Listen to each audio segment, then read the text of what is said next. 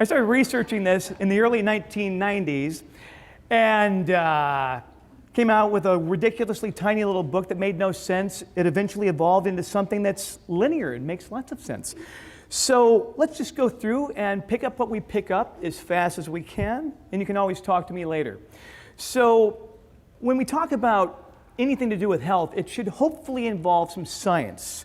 And science is a subject that's culled from experimentation and observation.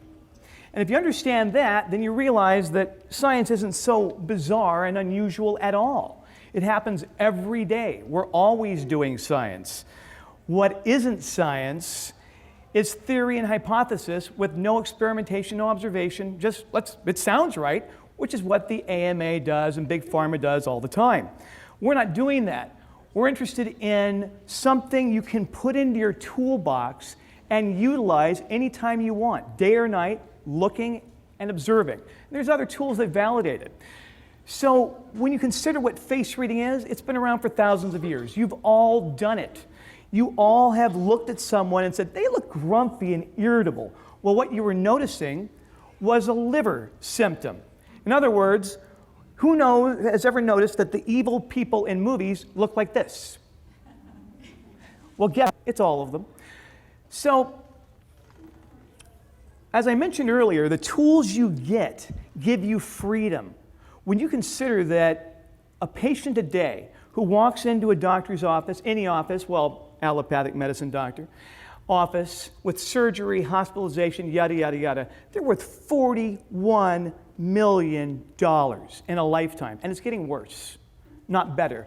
Although the next slide should tell you this, that what you're looking at are pre-issues, current issues, and issues that will be coming present in the future that may never materialize. I believe I missed something in the last slide, and it was this, that allopathic medicine as of 2008, did $2.3 trillion. They're in decline drastically. That's why you're seeing more commercials than ever before for drugs.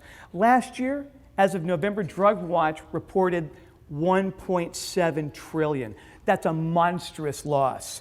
So you're going to see more and more commercials begging you and your patients to get on drugs that you hopefully won't, of course not. Okay, so what do we do? We're working at giving you awareness, which allows you to plan, which, like in wars, allows you to maneuver. This gives you the options of what to do and how to do it. If you don't know, if you're looking at what you were told versus knowing yourself and knowing that every time you get an ache or pain here, it indicates that's this symptom, a liver symptom, a kidney symptom, or whatever, and you know it's true because you've tested, that's viable information. Now, that's the eventual face reading chart that developed. We're not going to spend a lot of time on it. You'll see it later, a little. Now, there's more. There's tools you can use to assess someone from beginning to end. Well, again, you'll learn more about that later. Okay, so face reading is observable science, period. That's all it is. Something you can see, you can do something about, and it changes. And you know what that does? It keys into something you don't usually use with your patients, and that's called vanity. Who doesn't want to look a little better? Who doesn't want to be 50, look 25 or 30, and feel 20? Clearly we all do, and that's why we're here. Well, that's what this allows you to do. Put it in your toolkit, and you can use it. Now, so this is where the kidneys display. The kidneys are unusual because they react to everything you come in contact with. They don't like a lot of your friends. They don't like when you travel away from home. They don't like when you go away. Who has ever noticed that you've been away shopping, doing whatever you've been doing? On your way home, you get within a block of your house, and suddenly you have to pee really bad. You've noticed this. Even though the hands are not coming up, you've noticed this. Your kidneys know where you live. It's safe there. They can protect you there. Yes, they like it when you stay home. They don't want you to go anywhere. So, moving along, this is where the kidneys show up. If they're swollen, the body swells, the kidneys will show up. This is where the stomach shows up. The right side is the pyloric valve, and the lower stomach, the upper stomach, is the esophagus.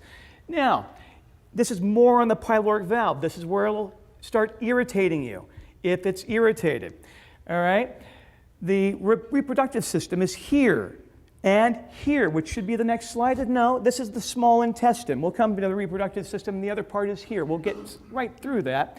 This is the bladder, right side, left side. If you see anomalies in those areas, start to check bladder issues. All right? This is where the adrenal glands show up, but they also show up as darkness under the eyes. This is where the liver shows up. I already hinted at this. Here, here, and the eyes themselves. Red eyes, liver issue. Okay? The smile lines break into three parts. The ascending, transverse, and descending colon. It actually matters what side you see displayed. The right side is what you were born with. The left side is how you are today. All right, the lung, right and left side. You've seen people who smoke. Moving along. If you see a heavy-duty flange on the right or left side of the nostril, actually part of the nostril, you'll almost always have ileocecal valve issues. Right hip will seem to be out. Well, it's actually that. Okay, this is where the heart shows up. Heart, and the earlobes, meaning heart disease is the #1 issue for women on the planet, #1 killer. So if you're piercing your earlobes, and people are, you're actually irritating a meridian that any acupuncturist would tell you is causing an issue. And believe me, all piercings and metals do. Okay, there's that reproductive system I promised you. Moving along. Okay, this is the endocrine system, which actually, if you know where to look, you'll be able to recognize just from it alone, whether it's a kidney issue, an adrenal issue, whether it's more pancreas, whatever it might be, it'll show up. If you see someone with a bright red face, they're not just moody and irritable, they're ready to explode. Their temperature has risen. And what happened to the next slide? Oh, look, we're nearly at the end. But I'm not really there, I am now. So there's something I'm going to share with you because I have time. So how many of you have heard this interesting piece of data that fear or terror is a kidney issue? Ever heard that? Well, you just did, thank you. Guess what? It's not true. 4,000 years ago, the Chinese said that the liver and emotions are linked. They didn't say every emotion except terror and fear. They said liver and emotions, all of them. Well, here's how you know it actually is true, that it included fear and terror. So here's your body, except yours is bigger.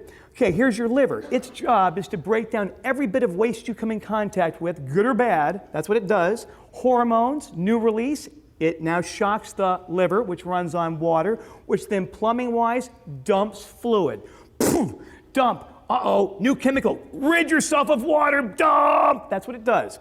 Well, it then swaps back here to the kidneys. Kidneys receive the fluid. What do you think they do? Dump! And you pee. It's a plumbing issue.